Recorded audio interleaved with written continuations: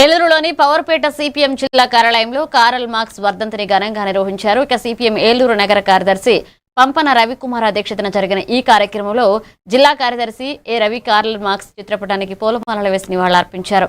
ఈ సందర్భంగా ఆయన మాట్లాడుతూ శ్రామిక వర్గ విముక్తి, సమాజ మార్పు కోసం కార్ల్ మార్క్స్ చెప్పిన సిద్ధాంతాలు నేటికి ప్రాసంగికమని పేర్కొన్నారు. ప్రపంచంలో జరుగుతున్న యుద్ధాలు, దోపిడీ విధానాలను శ్రామిక వర్గం ఐక్యంగా పోరాడాలని పిలుపునిచ్చారు. ఈ కార్యక్రమంలో పార్టీ నాయకులు, కార్యకర్తలు పాల్గొన్నారు.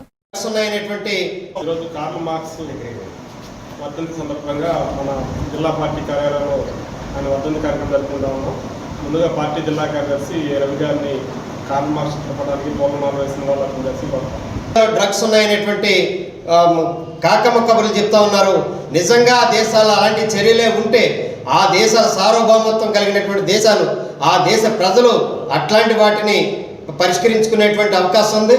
కానీ ఈయనేదో ప్రపంచ పోలీసు లాగా పెత్తనం చేసే పద్ధతుల్లో ఇప్పుడు ఇరాన్ మీద, ఇంతకుముందు దేశాల మీద యుద్ధాలు పురుకొల్పి తను తయారు చేసినటువంటి ఆయుధాలు అమ్ముకోవడం కోసం ఈ రకంగా యుద్ధాలని పురుకొల్పే పద్ధతిలో చేస్తూ ఉన్నారు. ఇది ఆనాడే కార్ల్ మార్క్స్ చెప్పున్నాడు. కాబట్టి వీళ్ళ యొక్క లాభాపేక్ష కోసం చేస్తున్నటువంటి యుద్ధాలను మనం వ్యతిరేకించాలి. ఈ యుద్ధోన్మాదాన్ని వ్యతిరేకించాలి.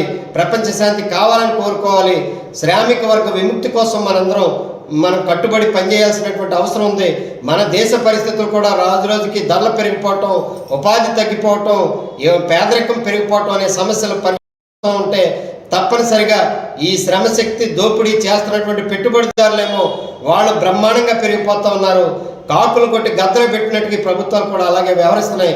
కాబట్టి శ్రమజీవుల విముక్తి కోసం తప్పనిసరిగా వర్గ పోరాటాన్ని, విప్లవాలని తీసుకురావాల్సినటువంటి అవసరం ఉందని ఏదైతే కార్ల్ మార్క్స్ చెప్పారో ఆ విషయాలతోటే మనం భారతదేశంలో కూడా శ్రమజీవుల విముక్తి కోసం పోరాడాల్సినటువంటి అవసరం ఉందనేది